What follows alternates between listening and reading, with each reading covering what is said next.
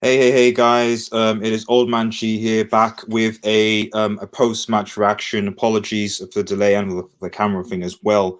So a shout out to Rasmus saying it as well. We fought for the badge. We fought for the badge. Just before I go into my post-match reaction, we are doing something just a little bit different. Um, what would essentially, this is going via StreamYard. The link is in the description. I've shared on Twitch as well. So if you do want to get involved, as in have your say, whether it's come on the show, or even just, you don't have to show yourself, just voice yourself. I'll basically just sort of add you on stream, and you can sort of have your say, so we can just get this thing being a bit more interactive. Rasmus, I see you waiting. I will get you to join literally in 2 seconds. So yeah, by all means, let's just get everyone involved, and hopefully this might be the format sort of going forward. So I'll just give my about 5 minutes, my sense first, and then I'll basically bring you guys in, sort of have your say. So please just bear with me. But if you're new to the channel, please like, share, and subscribe. So to Red Devil Studio, follow us on Twitter, United X, for latest Manchester United news. So disappointed, and it's weird. I come from this game with a sort of a sense of loss almost. Don Magna, yes, you can just post comments. That's fine. You can just post comments. That's fine. It's weird. I feel disappointed. And the graphic that says, I think we fought, and it's weird. I have a lot of emotions. I'm frustrated because I think that we had a few key opportunities, most notably Pereira went just tap in, and I think was there one, the Martial sort of chance. You're thinking you get those, and potentially we're in the game here. I'm also thinking as well in that why is it that we? Because I think United, yes, there was a part in the second half where we were being just destroyed, and we were saved by VAR a lot in that game. But at the same time, I do think that where is this every week? If we play like this against Watford, if we play like this against Bournemouth, against Newcastle, against all these other teams we dropped points this season, we wouldn't even be in the situation. And it does go to show. Everyone, that a lot of people keep on saying that the team isn't good enough, but this is a team that went toe to toe with City, with Liverpool. Bearing in mind this squad that we have is full of academy products and B squad players, and we had a good go. We fought at one point, at least for the last 15 minutes. Liverpool essentially put 10 men behind the ball and defended, and just Liverpool were counter-attacking. That's the second goal. The second goal essentially was they just lobbed the ball up. Salah was through, and Daniel James, and fair play to Daniel James actually, because Daniel James, hey Joker man, how you doing? If you want to get involved as well, that'd be great. Fred says, Don Ragnar says Fred was our best player. Raymond Moore says Liverpool just added insult to injury. Well, I'm going to talk, because I'm going to try and do a lot more of these live videos. Because there was breaking news during the game that Marcus Rashford is out for 3 months due to a stress back fracture, which is very, very bad, very bad, very bad, and we'll have to talk about that. But I agree in the comments. Fred was definitely missing, but just looking at the game, say Rasmus, I know you're waiting. You're going to be coming on in a second. The game almost was won, you could argue, from the fact that we couldn't defend a set piece. So we go back to start that goal. I think we actually started quite well. I was actually surprised, because I looked at the lineup and I was like, we're going really defensive. We're going to be putting so many men behind the ball. It's going to be boring. We're just going to wait. We're going to just give Liverpool possession. And to be honest, we actually went after Liverpool. We played. I'm not saying that we played great, but we certainly gave them something to think about, and we had a lot of space to use, and that helped us a lot. But again, as we've seen all season, set pieces. Every single time this season has been set pieces, and I don't know why we are so insistent on marking zonally, but I don't think zonal marking works. And I know a lot of pundits afterwards, were saying, why didn't Brandon Williams do that? I'm sorry, that's a coaching thing. Brandon Williams is not responsible for marking Van Dijk, nor should he ever be. Brandon Williams is a kid, a very slim kid, and you have him against Van Dijk. That's just that. There's only one winner there. Let's be real here. So that should be, for me, if Harry Maguire is the captain, for me, that's his responsibility. It's his responsibility to actually to marshal the back four and say, like, right, I'm going to take Van Dijk, you take this person. That's how it's going to go. The fact that Williams, and that happened a second time as well, I think was ridiculous. Now let's talk about the VAR incidents, then the goal, and then just a few key players, and I'll get Rasmus in. Guys, if you want to get involved in this post-match reaction, have your say. I post a link in the comments. Click on that link. It's also my Twitter page as well, and you can, and if you constantly can enter the broadcast studio and have your say on the show as well. So the two VAR incidents. Okay, I'll quickly comment on those. First one, it was a foul on De Gea. I don't care what anyone says. It was a foul on De Gea. And if you watch it in slow-mo, Van Dijk impedes him, if not slightly. He impedes him and prevents him from retrieving the ball. So I don't care what anyone says. That is a foul. Okay, until proven otherwise. Okay, so I think VAR, in my opinion, got that right. The only thing I would say is that if you compare that to the Everton game, that even was more of a foul than this. So I don't really understand. But hey ho, that seems to be what the Premier League refereeing is like. So when we then look at the second VAR decision, which was, I'm trying to remember it now. Oh, what was the second VAR decision again? Oh man, the game's gone so fast. Ryan Coins, what was the second VAR decision? Oh yeah, sorry, yeah. Firmino's, no, it wasn't Firmino's goal because that came from the thing. What was the second VAR decision again? Man, I can't remember. Oh, it was an offside. I think it was an offside. I can't remember. That shows how investing. I think it might have been offside. I think an offside call. And that was just blatantly offside. So there's no issues. I think that's what it was. But if I'm wrong, remind me in the comments or comment about it. So, but long story short of it, the decisions that we got from VAR were correct, in my opinion. And Vishnan Nandu says zonal defending is not working for us. I agree. And which comes back to lack of good coaching, which I also agree as well. And Draker obviously says, I'm not a fan of zonal marking. Williams should be on goal line, both fullbacks, and I agree with that. When we also look at, so to be honest, we were lucky, I think, to finish that first half being a goal down, but we did come at them. And I think that when we look at the players that played well, especially in the second half, because for probably the first, up until the 65th minute, Liverpool dominated us in the second half. We couldn't even get out of our box. It was difficult. But we defended well. Wan-Bissaka looked exhausted. I've never seen Wan-Bissaka so tired before. He looked very, very tired. And I think this is where Ole Gunnar Solskjaer needs to now bring his management in. You've got to bring in Dalot. You've got to bring these players to come in and rotate the squad. We need to sign players to really make a difference because frankly, the players look tired. Like for the first 20 minutes of the second half, they looked tired. It looked like they were just weathering the storm. And Liverpool could have scored at least 4 goals and been out of sight, frankly. But they weren't. We were still in the game up until probably the 85th minute, where we kept on coming. And if I'm going to shout out, because I think that even though we lost 2-0, even though we're not clinical, we fought.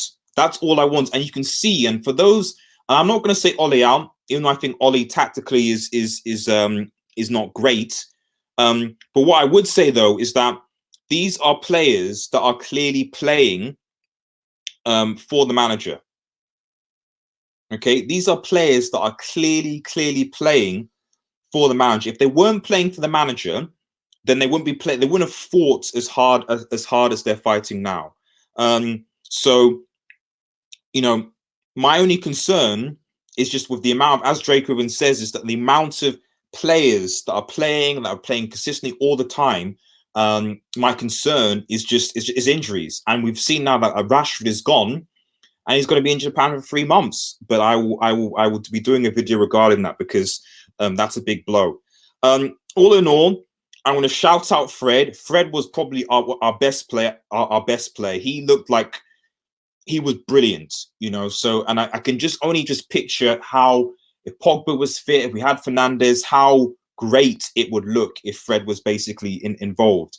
I think that Williams, Williams had a good game as well. I think even Luke Shaw, to be honest, actually had a good game.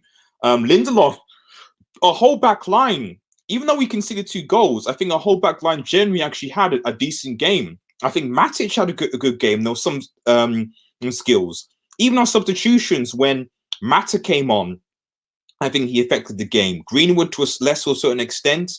Dallo looked like he was coming back into things. And Don Magno is right here about this modern game thing with assists. Although I do think that De Gea made 2 very fantastic saves. I think 2 or 3 fantastic saves that frankly kept us in the game. So I can't really get on his back too much this game. Martial tried to. I think overall our team performance was good. I can't think of.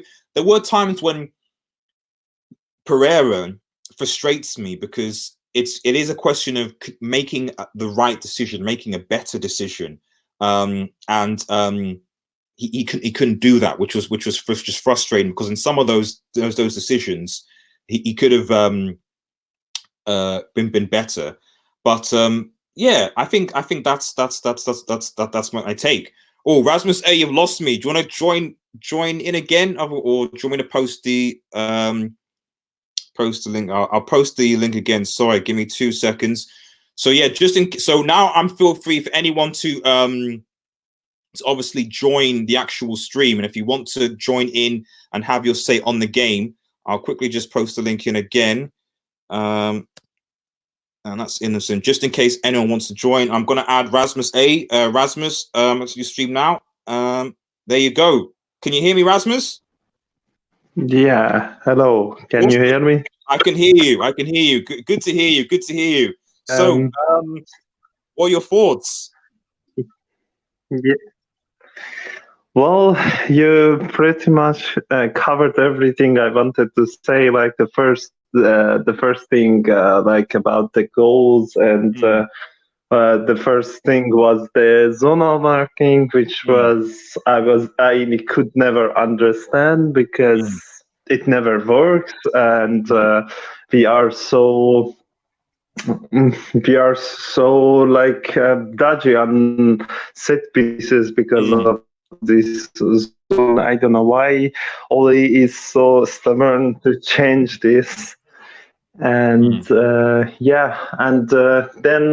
another thing about Oli today, which I couldn't understand, was playing Pereira. I know that Mata already played several matches lately, and he is probably not ready to play too many matches. But I don't know. Can we just play someone else instead of Pereira? Because I don't know. When he was when we were under Mourinho, and he had several loan spells in different clubs. That's true. He didn't look like a bad player at all. I was thinking he's gonna become a superstar, but hasn't lived up to that. No. What do you think about Pereira, or who should we play in number 10 position if we instead of Pereira? I don't know. It's Lingard. I was going to say it's a difficult one, because I watch Pereira. For me is a frustrating player, because in this game in particular, there were at least 3 opportunities where I was thinking, it's like my brother I was watching with it said, it was like Pereira actually has skill, he doesn't seem to have a footballing brain. So he doesn't seem to make. He gets in. There are a few instances this game where I was like, okay, nice touch, good position, great. But then when it comes to making a decision, it's almost like he has. Ooh, yeah. Are you still there? Ooh, Yeah, Rasmus, yeah, I can. Yeah. He almost seems like he has a stroke and then doesn't know what to do afterwards. And the thing is that Lingard has neither right now, in terms of he doesn't have a footballing brain and he doesn't have the skill. And Mata for me has a footballing brain and has the skill to a certain extent. It's just that, as you said, rightly said, can Mata, can he really play realistically for 90 minutes? He can't. So at best, you're probably going to get 60 minutes out of him. And given the nature of this game, which to be honest was end to end for the entire game, I think it would have been difficult for him to have started the game. But certainly, I think in the last 30 minutes, even 40 minutes, you could sort of bring him on. I think this sort of comes into the idea that we really need Bruno Fernandes, but we won't. Let's not talk about that. Yeah, and also something just came to my mind. Of course, Oli has played him so few times that it completely gone out of my mind that he also plays in number 10 position, and that's Angel Gomez. But yeah, even so, Oli says always it's about use, and but I don't know why he doesn't play Angel Gomez, and he's gonna. Gomez, I'm afraid that he's gonna become like Pogba number 2. He's gonna leave, and we are gonna regret it. And yeah, I mean, my theory on Gomez, like it has been on Chong and the likes, is that they clearly, and this isn't the time for it, and I'm probably discussing future videos, but I'll just briefly sort of say that clearly there are issues going on in the club that are beyond that we don't see, and especially when you have like your captain essentially Ash Young forcing a move to Inter Milan, making Harry Maguire obviously the captain. So when you look at Tahib Chong and Gomez, I think on renewing their contracts and on last year's, clearly there is something there where maybe from a board from the top up top, where they're sort of like, well, these guys aren't really going to be here, whatever. You should prioritize playing other people over them, freezing them out, putting them under pressure, whatever. And that might be one of the reasons why you're not seeing more of them, which I think is wrong. But I just have a feeling that that's basically what the board are doing. Yeah, but well, I don't know. I don't know why they couldn't renew the Gomez contract. I am thinking, is it Gomez is rejecting a new contract because he's not assured of getting enough playing time, or I don't know. But it's we don't have, unfortunately, we don't have that many bright with a huge potential in our youth academy. There are a few, and Gomez is definitely one of them, and another one which luckily we are using more and more is Greenwood. But but I don't know, the situation doesn't seem good, and then when it comes to buying new players, the board is always like messing around. So I don't know why they are not doing the deal for Bruno Fernandes already, because it should have been done in the summer, not now, but still. Well, let's talk about, because obviously it's very easy as obviously United fans right now. Obviously, we've lost the game 2-0. I mean, there's a part of me, it could have been a lot worse, to be honest, had Newcastle not beaten Chelsea yesterday. I'm quite thankful thank you very much, Newcastle FC, for beating Chelsea yesterday. High five, Steve Bruce, because obviously even going into this game where, you know, I think a lot of fans are thinking, let's be real, there's a very good chance we're going to lose this game. At least now we're still only 5 points behind Chelsea, and we still have to play Chelsea, obviously. And Chelsea still have to play Liverpool. They still have to play, I think, City again. They still have to play Leicester and a few other big teams, you know. So, so, you know, if we can beat Chelsea and we can just hopefully build some momentum, which would come with signings, then we've got a chance. And looking at the positives, because I know there are a lot of negatives around the club right now, and there are a lot, especially hearing Rashford being injured for what looks like 3 months, which is not good. But the positives I think we could take from this game, as you mentioned, I think Fred looks very good.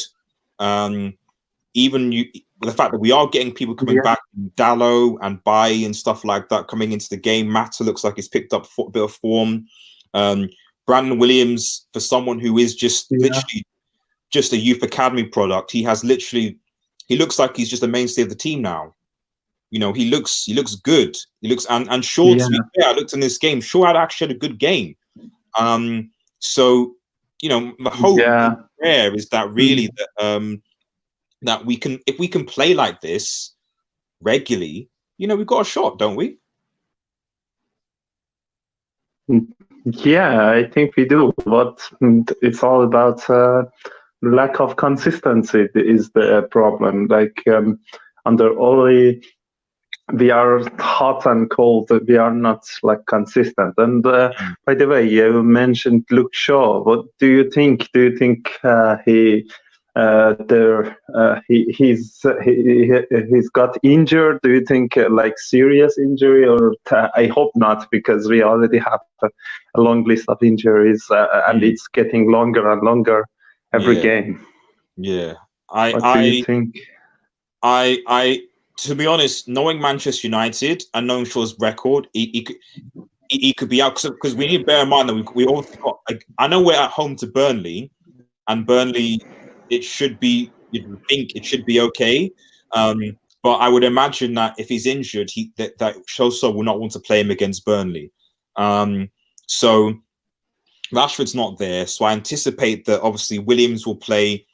And Williams, I think, is good cover. Dallo at least is back now. So at least Dallo can give us cover at right or left back. So that's something positive. I think Fosu Mensah might be around as well, coming back soon. So I think Ollie said he was going to possibly be ready in about a week, 2 weeks. So defensively, I think because we've got previous injured players coming back, I think we've got at least cover enough for Luke Shaw to recover. The issue has always been, in my opinion, has been in midfield and up top, where now that Rashford's out, literally only 4 players you've got are Daniel James, Martial, and now Mason Greenwood. And that's it, really. Yeah. And if we're talking forward players, as in forwards, you know, it's obviously it's Gomez, sorry, it's Greenwood and Martial, sorry. Yeah, and we haven't got any plans for bringing in any striker as well. There is only talk of Bruno Fernandes, but of course midfield has the highest priority. This is the weak link in our between our lines, but at the same time we need also a striker. Like I don't know, because there was only talk of Haaland, which didn't happen, and other than that, yesterday, you know, we went enough, and then Haaland comes on, scores a hat-trick, and says, "That's what I do," you know. So and here we are, you know. We're saying we don't want to sign him because anyway, I don't know. There's plenty of videos in this branch because we're hopefully doing a Red Devil Studio Live podcast in this similar sort of format. I'll bet we'll be using mics and not face cam tomorrow, where we'll be discussing a lot of these issues and then some. But I think in the context of obviously this game, I guess what I would say though is that for a lot of the people that said that Liverpool were going to batter Manchester United and it was going to be, you know, devastating. You know, I think, you know, at least need to take their words back. I think that United as I put it in the graphic, that United did fight. I could see the fight. You could see it in the tackles. You could see it in the aggression. You could see it in the first. Even when they conceded the VAR goal that got chalked off, you could see. Like, I can't remember a time when all the United players actually went around the referee and were like, "What the hell are you doing?" You know, there was so much. We've had that before, and we haven't had that almost aggression and anger. You know what I mean? Like, we need some of that back in this team. Some aggression, some fights, some, you know, it means something. You know, and it was I was proud way to see that. You know. Yeah, but usually with United, these predictions of we are gonna get better. Usually with United doesn't happen. But if, for example, it was we were talking about Arsenal, then that's another story, because they usually get better. Like 6-0, what was it, to Manchester City, or they get better. But United usually doesn't happen. The last one I can remember was 4-0 against Chelsea. And when Conte was their manager. Yeah, but I hope that season is gonna improve and we are gonna get somewhere, because at the moment it's not looking bright, especially that we are not signing anyone and we are getting more and more injuries. And Ollie's like motto was that we are gonna be the fittest team in the league.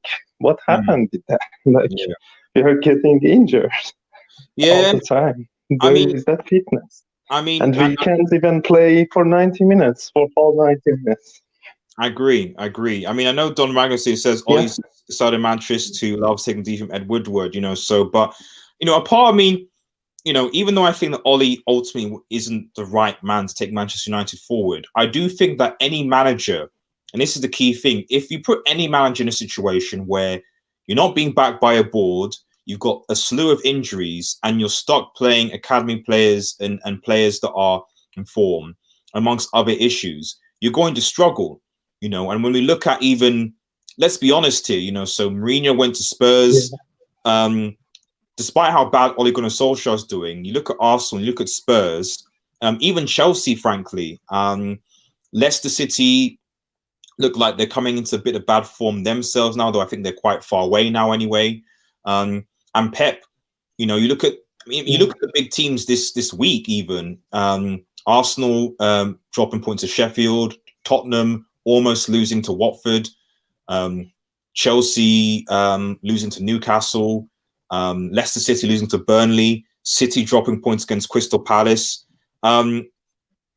Liverpool. So you look at all those. That's the standard, and everyone has been crap, frankly. And I would argue that United probably played the best out of all those teams in terms of the way they just came against a brilliant Liverpool side. Before we, because I'll just ask you one last question before I'm going to round up here. And this is the question that I dread asking, because I have this really sinking feeling that it could happen, and it's almost a two-part question. And I'll ask in the comments as well, so let me know what you guys think.